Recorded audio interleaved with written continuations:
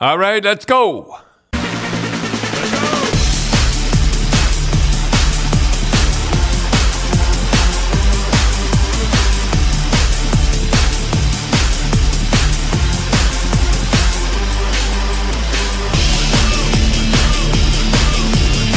All right, Tim. Let's go with the game last night, and I'm glad Reeves got a goal last night. Just stand in front, and the puck will come to you sooner or later, and nobody wants to take him out. No, well, I mean, imagine how good he must have felt scoring that. Oh, I bet you. Absolutely out of his mind. He's so happy. Yeah, and he played a good game. Yeah, he played a good game. He played about 10 minutes, I think. Yeah. Well, I have no idea why he doesn't play him regular.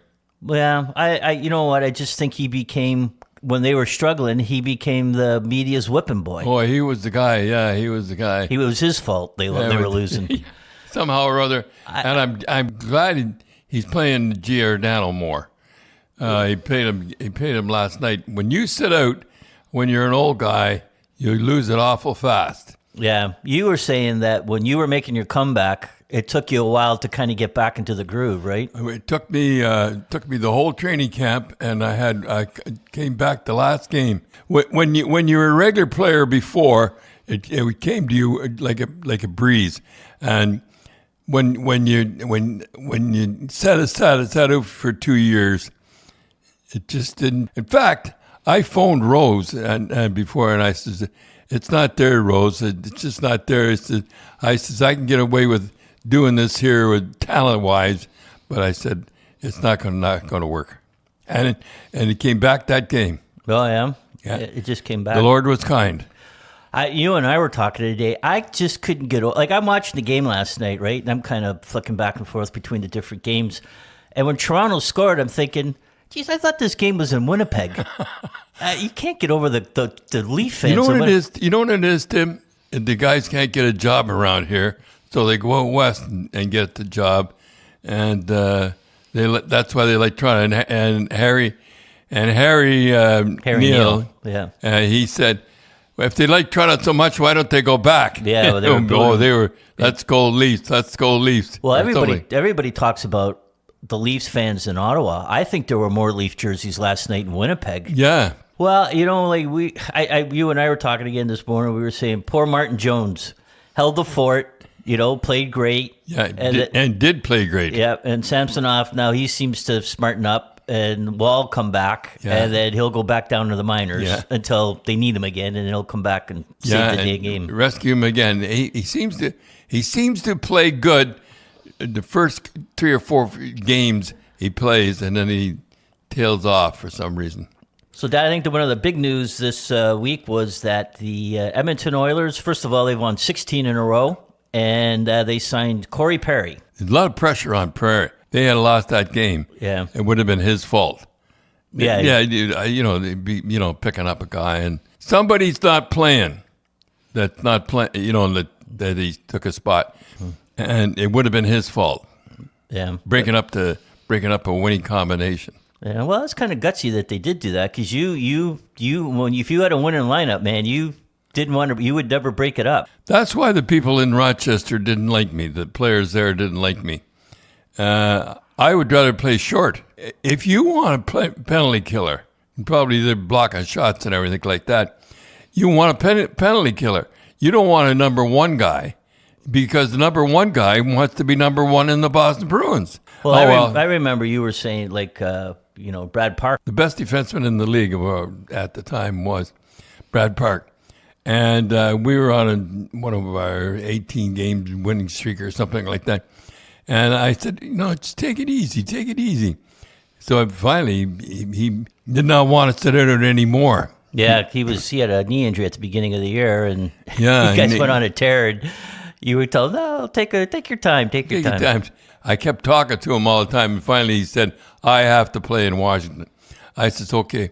Now, don't forget, when you get the puck, just move it up. Don't try.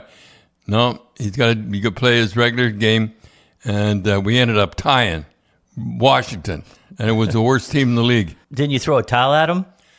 Well, I don't want to go into that again. And I threw a towel at him in Atlanta. That wasn't very nice.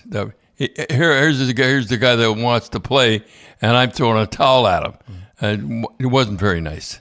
So, Dad, John Tavares scored last night, and boy, he was in an awful slump. Oh, so, boy. when you get a superstar like that, or a player that's in I a guess it slump was the biggest slump of his career. like, what do you do as a coach? Well, I same things I did with Bobby Schmutz when he came in and said, he says, you better bench me. Here's the player telling the coach he should bench him. And Harry was sitting over in the corner, and he didn't like Schmutzy. And I said, get out of here. I can't really say what I really said. Get out of here. And the next, he played against Rogi Vachon.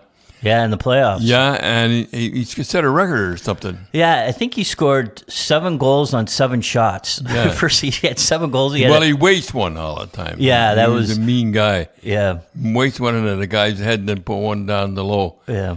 And when I see the hockey, when I'm watching hockey, you notice all the shots are high now? Yeah. The guys are down doing the butterfly, and all the shots are high.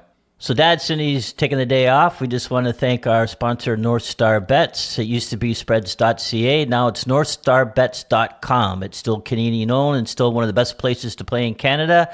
They have everything you're looking for: slots, live dealer tables, sports books with built-in sport betting insight and analysis. Listeners who already have an account with spreads.ca don't have to do anything. Just go into northstarbets.com. It's not available in Ontario. And we'd like to thank them very much. They did a great job for the Don Cherry Pet Rescue Foundation, and we'll get more information on the winner of one of your jackets. And if you sign up now, northstarbets.com has an exclusive offer for our listeners. If you sign up now and deposit with the promo Cherry, northstarbets.com will match your first bet up to $100, and you'll get 100 bonus spins plus an extra 10 spins on the big wheel. It sounds... Man, offers limited. And while quantities last, and again, not available in Ontario. Sounds good to me. Yeah, and lots of betting going on the football, but we didn't talk about the poor Buffalo Bills. Oh, jeez. 13 seconds. How much? Well, it was like a minute and a half left, so Mahomes might have went down and got it, but he just, as soon as he kicked... Well, didn't he kick the field goal with 13 seconds left to go? No, there was like a minute something to go, minute 13. And But as soon as he kicked it, it went, I mean, it wasn't even close. No, it wasn't. No. And, I feel sorry for the owner of the Bills and the Sabres, because he spends the money. Yeah, he does. And... you could go with the Buffalo Sabres. He doesn't spend it in the right places, but he spends the money. He gives the stars the dough, and he just can't seem to catch a break. No, they will next year. Yeah, we always say that they will next year. Well, Winnipeg and Vancouver are still plugging along there, and they still keep winning. 1-2, and the hottest team in the National Hockey League's Edmonton, and. I know Edmonton, Vancouver. Yeah, Edmonton, Vancouver, Winnipeg, Edmonton. They're going, and Toronto's. I think they've. And they're going to start. They've found their groove, I think. Bettman must be just going crazy. That's right. Yeah, the NHL can't be too happy. No. And we've talked about this before. The number one player is Connor McDavid. He's in Edmonton. The number one American player is Matthews. He's in Toronto. It just doesn't seem. How about they're talking about? Well, they were so bad that. Yeah. But how about they're talking about Salt Lake City getting the team?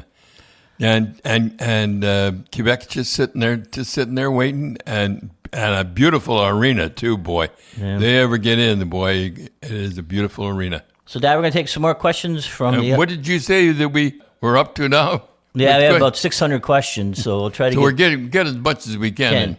So Andrew at Sunset Inspired from Twitter says, what's your take on NHL players seemingly unable to know how to protect themselves from hits? We've seen several players injured from hits where the hitter is penalized, yet it clearly looks like the injured player made no effort to anticipate the coming hit. Well, that's exactly what I said would happen in the National Hockey League, because the players... they don't allow hitting in the minor hockey, and as soon as that happens, they don't know how to protect themselves. They don't know how to protect themselves, and there's always a few guys that are, how would I say it? It's too juicy to pass up. Well, it's like Bedard breaking his jaw. Like he did that play 1,000 times, but he did it one too many times with Smith on the ice. There's always a few guys in the league. It's just too juicy to pass up. Yeah. And Well, we saw it over the time, like when we were scouting,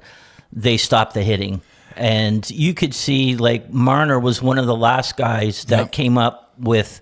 He was hit the whole time, and you'll never catch Marner unless to catch Marner, you got to get him unaware. Like an accident. It's going to be. It'll be an accident. But then we started seeing the kids like maybe 4 or 5 years later that didn't have the hitting. They'd just go roaring up the ice with their heads down, and when they get near the boards, they turn their back, and the guys come. What is he supposed to do?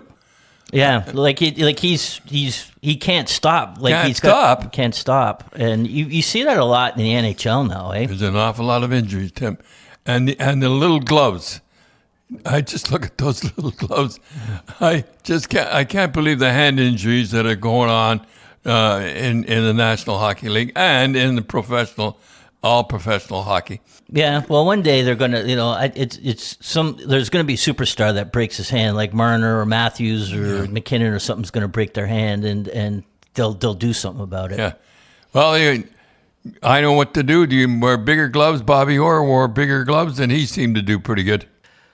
This is from Denton Williams from Facebook. Do you believe the NHL players should be in the Olympics? If not, do you think that minor league Canadians or Americans can win the Olympics against the KHL? No, and if KHL has a lot of professionals in it, and they get paid, and they are professionals, they would have a tough time.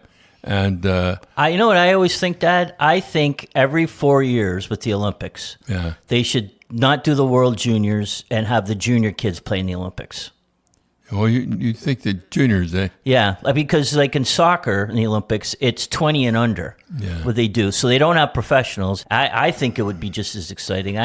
All the Canadians and everybody's for the NHL guys going over to play in the Olympics until somebody gets hurt.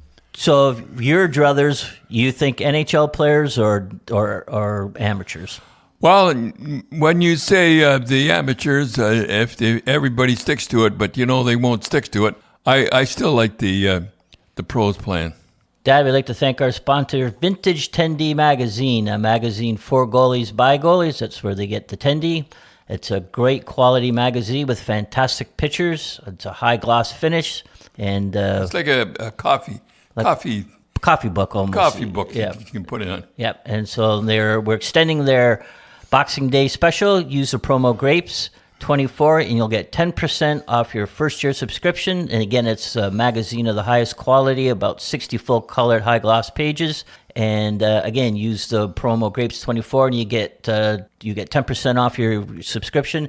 And they are good pictures. You go to any magazine rack, and none of their magazines are as good as quality as this. No, they don't have the quality of that magazine. A Vintage 10D, yep. Okay, Dad, we're going to take another question. This is from Mitch Miller from Twitter, and it says, who's on your Mount Rushmore of hockey players?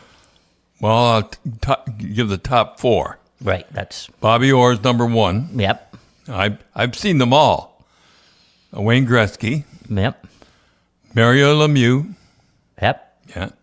And Rocket Richard. And then Rocket Richard used to bring everybody out of their seats when he'd go down that ring. Yeah. And he loved the love, and he was a left-hand shot, and he loved to go down that left wing because then when he cut to his left, he had the whole arena. He was one of the first guys to do that, to play in his off wing, right? Yeah. I think I don't know how he got over there. Told Blake must have put him over there. He must have liked it. Yeah. He broke his ankle the first couple of. Yeah, it was funny how him and Guy Lafleur's career kind of mirrored each other. That that they both didn't have great years the first couple of. Guy wore his helmet the first couple of years because they told him to, and he took it off, and it was great. Like Al Secord. Like Al Secord. So tell this funny story. I know we told it before, but it was a funny story where you were with Walter Gretzky at a lacrosse tournament.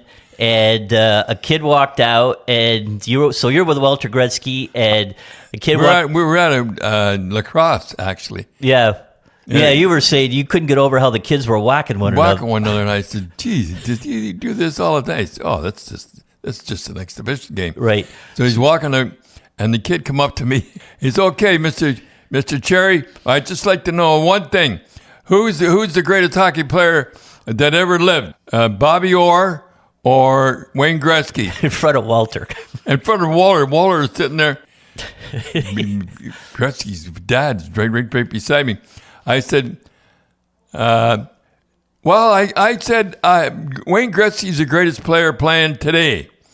And he walked on a little higher, and he said, Mr. Cherry, he used to call me Mr. Cherry. He'd call everybody Mr. Yep. And he said, Mr. Cherry, he said, you'd make a good politician. Dad, this one is from Facebook from Steve. I'd like to ask Don how he utilized a player like Johnny Bucyk, who was clearly at the end of his career when he had him in Boston. Well, in the first year, he had 30 goals. You can't beat that. 30 goals now make you... 30 goals, you make $11 million. They can make $11 million. No, second year, I remember Harry coming up to me and said, "You're going to have to do something with Bucyk." And I said, "Well, I don't know what to do." And he says, "Well, bench him. Bench him. I'm going to bench him. No way I benched him." And he hurt his back. He hurt his back. He used to love to hit guys when they come around the net. He'd be waiting for him there with his big behind. Yeah. And he hurt his back. Well, I remember you saying you were there the first day of practice or training camp, and you told him. So my first day, I said, "I'll take the rest of the guys down here. So you take the power play up the end." And the guys looked at me as if I was nuts. They said, "What, I'm going to tell Johnny Bucyk how to play the power play?" Yeah, like we said, so the power play was Johnny Bucyk, Phil Esposito, was it Kenny Hodge or Wayne Cashman? Yeah. Bobby Orr, and so you're not going to... Oh, and when we had Carol Vadnais, we used to put Carol Vadnais. Vadnais on. Yeah. But that was a pretty good power play, and no way I was benching Johnny Bucyk, and he was still a good player when he hurt his back. Yeah, you were saying he was a guy, though, that was really good, a captain, that he kind of took care of things. If something happened, you never hear about it. He kind of went and took care of things. He was a guy that took care of things when... Cash went little bananas and wrecked his room, and he went down and paid for the room, just kind of got everything quiet. I mean, that's what a captain did back then, right? Yeah, that's what a captain did. I don't think they do that now. Johnny Bucyk was a good guy. I'm sorry he hurt his back, but in our lineup, once you got out of the lineup, you were done.